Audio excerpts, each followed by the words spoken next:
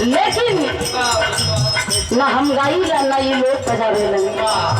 आप ही गावेलू, आप ही गवावेलू और आप ही बजवावेलू। ये माई जैसे रोज गवावेलू रोज बजवावेलू, आज हम मंच मिलल बा आप ही के जरूरत बा कि पंच परमेश्वर के बीच में का बोली, का बतियाई, का गाई, का बजवाई हमरा के ज्ञान नहीं है। ए माई इस बिटिया पे अपन आशीर्वाद कृपा दृष्टि बनावा। कहा था का कहे गुरु जी?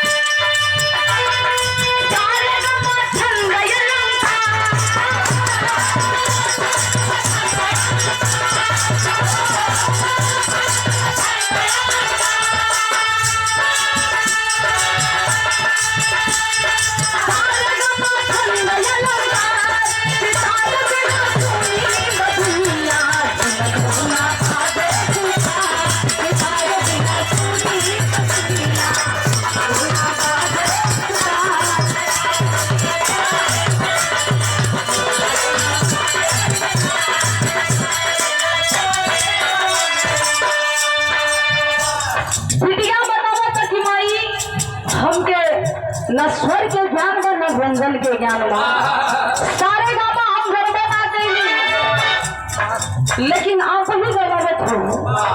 हर मंच पे रोलू, समाज में, पब्लिक में, भगवान में हमारी इज्जत के, हमारे स्वर के आप लाज रख लू। आज हूँ लाज रख रहे माई का ठांगरा के भाव में का कहे गुरु जी?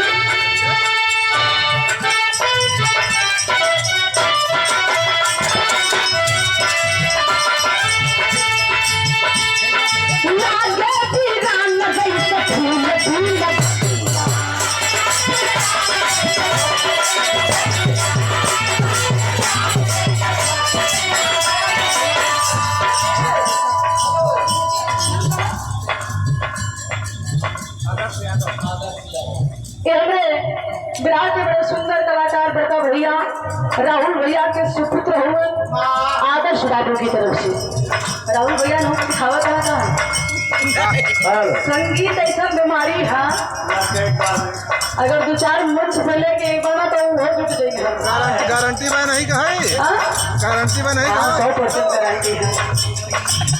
ये शानदार 51 रुपए का आशीर्वाद बाबू के बहुत बहुत आशीर्वाद है। भैया के पैर छू के प्राण बस सकल समाज के नमस्ते प्राण है, आशीर्वाद की प्रतीक्षा है।